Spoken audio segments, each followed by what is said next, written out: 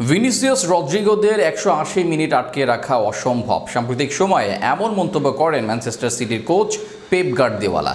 এদিন গার্দিওলাকে প্রশ্ন করা হয় রিয়াল মাদ্রিদের অ্যাটাকিং ফোর নিয়ে, আর সেখানেই রিয়াল মাদ্রিদের ফ্রন্ট লাইন চারজনের ভূয়সী প্রশংসা করেন এই স্প্যানিশ কোচ।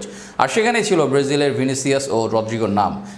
রদ্রিগোদের নিয়ে পেপ গার্দিওলার উক্তিকে ঘিরে বিস্তারিত থাকছে প্রতিবেদনে।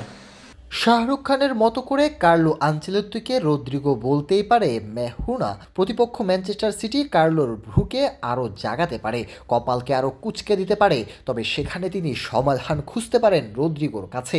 এই ম্যানচেস্টার সিটির বিপক্ষে চ্যাম্পিয়ন্স লিগের মঞ্চে শেষ মুহূর্তে জোড়া গোল করে দলকে জেতায় রদ্রিগো। এছাড়া সব মিলিয়ে এই ম্যানচেস্টার সিটির বিপক্ষে 4 গোল করেন এই ব্রাজিলিয়ান সুপারস্টার।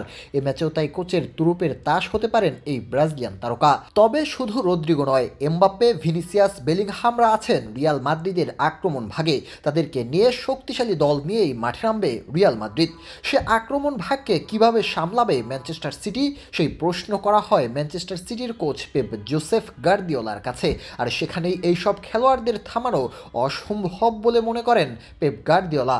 সংবাদ সম্মেলনে পেপের সরল স্বীকারোক্তি, এই 4 জন খেলোয়াড়কে 2 লেগ মিলিয়ে 180 মিনিট থামিয়ে রাখা অসম্ভব। নিজেরাই উক্তির বিশ্লেষণও করেন পেপ। ভিনি আর এমবাপ্পেকে অসাধারণ দক্ষতার অধিকারী বলে জানান তিনি। এছাড়া রদ্রিগো, বেলিংহামও কম যান না বলে মনে করেন তিনি। যেভাবে এই 4 জন আক্রমণ করে, বল নিয়ে ভেতরে ঢুকে তাদের ড্রিবলিং, ডিফেন্ডারদের বোকা বানানোর দক্ষতা, সব কিছু মিলিয়ে এদের থামানো অসম্ভব বলে মনে করেন পেপ গার্দিওলা। অবশ্য মুখে বলল এদের সামলানোর চেষ্টা করবেন পেপ। সেক্ষেত্রে সদ্য মার্কেট থেকে কেনা খুশনো ব্রেজদের কাজে লাগাতে চাইবেন তিনি। সাথে থাকবেন রুবেন দিয়াস, নাথান আকেরা। এদের সাথে রিয়াল মাদ্রিদ বধ করার মিশনে নামবেন গার্দিওলা। তবে সাম্প্রতিক সময়ে ইনজুরিযুক্ত আর্সেনাল গার্দিওলাকে যেভাবে নাকানি চুবানি খাইয়েছে, সেক্ষেত্রে ভয় থাকবে তার। অবশ্য এই ম্যাচে রদ্রিগোদের দায়িত্ব কম নয়। রিয়াল মাদ্রিদের মূল ডিফেন্সের প্রায় সবাই ইনজুরিতে। এমন অবস্থায় ফোডেন, হল্যান্ড, সাভিওরা রিয়াল ডিফেন্স লাইনকে গুঁড়িয়ে দিতে পারে। তাই আক্রমণ ভাগে দায়িত্ব নিতে হবে রিয়াল মাদ্রিদকে। এমবাপ্পে, রদ্রিগোদের গোল করে এগিয়ে থাকতে হবে।